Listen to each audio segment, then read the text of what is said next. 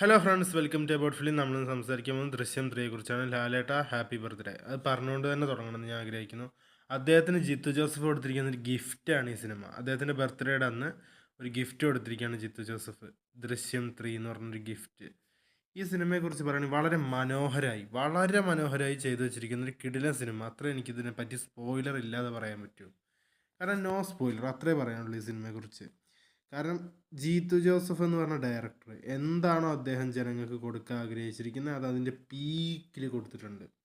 അത്രയും സൂപ്പറായിട്ട് കൊടുത്തിട്ടുണ്ട്. കാരണം ഫസ്റ്റ് ഹാഫ് ഓൾറെഡി കഴിഞ്ഞ 2 പാർട്ടിലുള്ളതുപോലെ ഒരു മീഡിയോക്കർ ഫസ്റ്റ് ഹാഫും ഒരു ഗംഭീര സെക്കൻഡ് ഹാഫുമാണ് ഈ സിനിമയുടേത്. ഗംഭീര സെക്കൻഡ് ഹാഫ്. കാരണം സെക്കൻഡ് ഹാഫ് തൊട്ടാണ് ഈ സിനിമ കളി തുടങ്ങുന്നതെന്ന് ഞാൻ പറയും. ഇതിൽ ആശശരത്തോ ലാലേട്ടനൊന്നുമല്ല, സിദ്ദിഖിയുടെ കുറച്ച് കളികളുണ്ട് സെക്കൻഡ് ഹാഫിൽ. അത് നിങ്ങൾ തിയേറ്ററിൽ നിന്ന് എൻജോയ് ചെയ്തിരുന്ന് കാണണം. അതേപോലെ തന്നെ മുരളി ഗോപിയുടെ ക്യാരക്ടറും വേറെ ലെവലാണ്. പിന്നെ എനിക്ക് പുറത്ത് പറയാൻ പറ്റാത്തൊരു ക്യാരക്ടറുണ്ട്. ഒന്നല്ല 2 പേരുണ്ട് ഈ സിനിമയിൽ. അവർ 2 പേരും ഉള്ള സീക്വൻസിൽ അടിപൊളിയായി ചെയ്തു വെച്ചിട്ടുണ്ട് കേട്ടോ. പിന്നെ മൊത്തത്തിൽ ലാലേട്ടൻ്റെ പെർഫോമൻസിനെ കുറിച്ച് പറയേണ്ട ആവശ്യമില്ല. ജോർജ് കുട്ടിയാണ്, അത് ജോർജ് കുട്ടിയായിട്ട് തന്നെ പോയിക്കൊണ്ടിരിക്കുന്നു. പടം വേറെ ലെവലിലാണ് പോയിക്കൊണ്ടിരിക്കുന്നത്. കാരണം വേറെ ലെവൽ ആ ഒരു എൻഡിങ് എന്നെ വല്ലാതെ ഹേർട്ട് ചെയ്തു. കാരണം നമ്മളിത് പ്രതീക്ഷിക്കുന്നില്ല ഇങ്ങനെ എൻഡിങ്. അതാണ് ആ സിനിമയുടെ ഏറ്റവും വലിയ ഹൈലൈറ്റ് ആയിട്ട് എനിക്ക് തോന്നിയത്.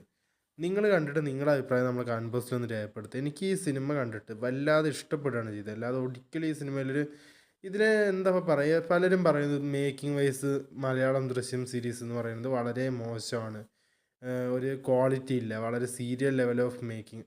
ഇവിടെ ജിത്തു ജോസഫ് എന്ന് പറഞ്ഞ ഡയറക്ടർ ഈ സിനിമയ്ക്ക് കൊടുത്തിരിക്കുന്നത് അതായത് 1, 2, 3 നോക്കിക്കഴിഞ്ഞാൽ സെയിം ലെവൽ ഓഫ് മേക്കിംഗ് ആണ്. അതാണ് ഈ സിനിമയുടെ ടെംപ്ലേറ്റ്, അതാണ് ഈ സിനിമ കാണാനുള്ളൊരു സുഖം. അല്ലാതെ അങ്ങേ രീതിയിൽ കൊണ്ടുപോയിട്ട് തല്ലുമാല ടൈപ്പ് എഡിറ്റിംഗ് ഒന്നും ചെയ്ത് വെച്ചിട്ട് ഒരു കാര്യമില്ല.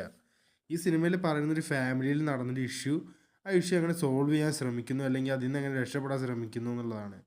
അതെന്തിനാണ് ഇപ്പോൾ ഒരു മാതിരി ഹൈ ടെക് അല്ലെങ്കിൽ ഭയങ്കരമായൊരു മേക്കിംഗ് സ്ക്രീൻ പ്ലേയിലാണ് കളിച്ചിരിക്കുന്നത്. അതാണ് ഒരു സിനിമയുടെ ഹൈലൈറ്റ് എന്ന് പറയുന്നത്. ആ സ്ക്രീൻ പ്ലേ പ്രോപ്പറായിട്ടാണ് പോകുന്നുണ്ടെന്നുണ്ടെങ്കിൽ അവസാനം വരെ ആ സിനിമ എക്കാലത്തും സൂപ്പർ ഹിറ്റായി തന്നെ നിൽക്കും എന്നുള്ളതിൻ്റെ ഏറ്റവും വലിയ ഉദാഹരണമാണ് ദൃശ്യം 3.